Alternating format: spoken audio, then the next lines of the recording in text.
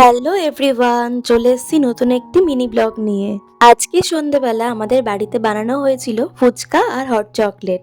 ফুচকাটা বানিয়েছিল মা আর মামি, আর ভাই একটু হেল্প করেছিল। আর হট চকলেটটা কিন্তু পুরোটাই ভাই বানিয়েছিল। আর আমি সবাইকে একটু একটু সাহায্য করে দিয়েছিলাম। আসলে আমাদের বাড়িতে অনেকদিন পরেই কিন্তু হট চকলেট আর ফুচকা হয়েছিল, ওই জন্যই ভাবলাম তোমাদের সঙ্গে ছোট্ট করে একটু শেয়ার করি। এইদিকে দেখো আমাদের কিন্তু ফুচকা রেডিও হয়ে গেছে, আর মা দেখো সবাইকে সার্ভ করে দিচ্ছে। আর সত্যি ফুচকা কিন্তু খুবই ভালো হয়েছিল, আলু মাখা থেকে শুরু করে টক ঝোল সবই খুব ভালো হয়েছিল। এটা শুধু আমি না, বাড়ির সবাই কিন্তু বলেছে। যাই হোক, ফুচকা খাওয়ার কিছুক্ষণ পর ভাই কিন্তু বানাতে শুরু করেছিল হট চকলেট।